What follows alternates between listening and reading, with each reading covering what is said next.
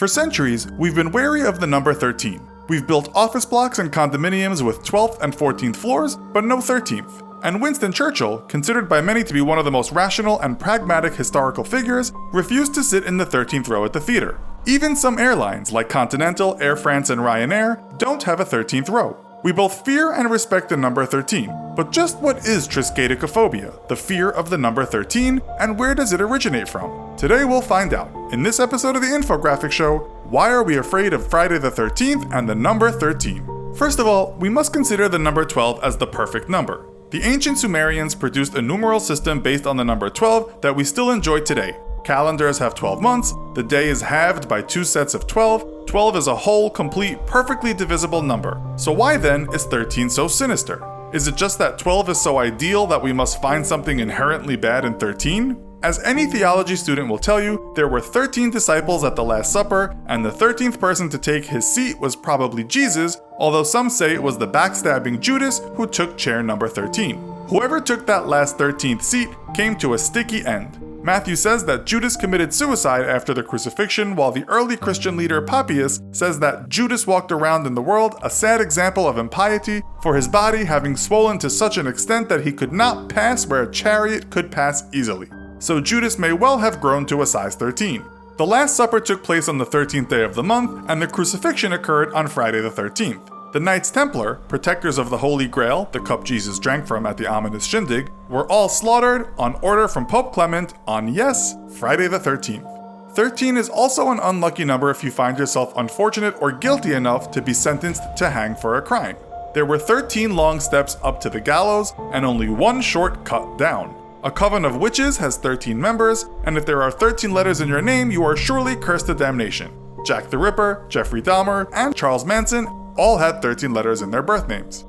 And it's not just on planet Earth that the number 13 is considered unlucky. Apollo 13, the 7th manned mission in the Apollo space program, was launched in 1970 from the Kennedy Space Center, but the lunar landing was aborted after an oxygen tank exploded, and the astronauts were lucky to return to Earth 6 days later with their lives intact. Even in space, the number 13 is the unluckiest number. In tarot, the 13th card in the deck is death.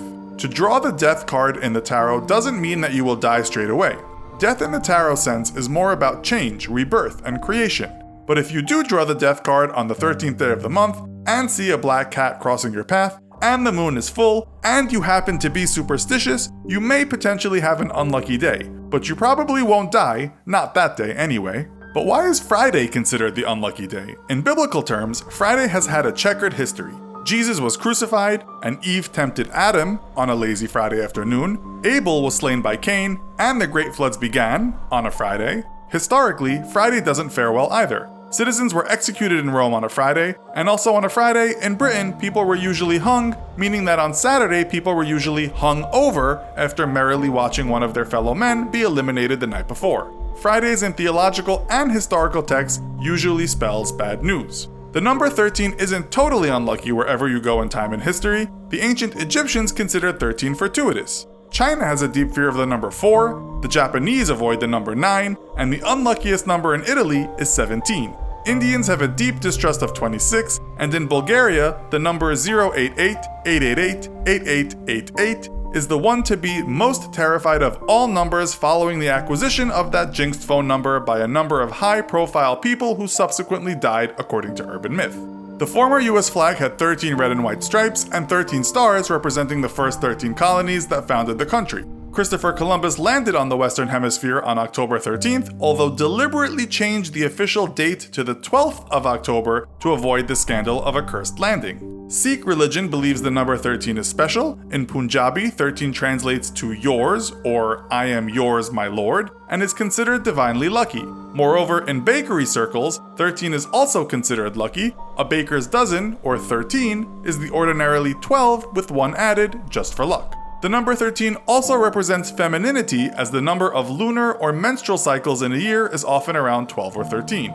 In China, women make offerings of mooncakes with the number 13 imprinted on them, as 13 denotes blood, fertility, and lunar potency, and good luck from the great female goddess. 13 represents the life cycle and the rhythm of nature and the moon. So although considered unlucky by some, the number 13 represents the very thing that brought us all here to watch this episode, so perhaps 13 isn't that unlucky after all. So, what do you think about the number 13? Lucky or unlucky? Let us know why in the comments. Also, be sure to check out our other video called Taboos Around the World. Thanks for watching, and as always, don't forget to like, share, and subscribe. See you next time!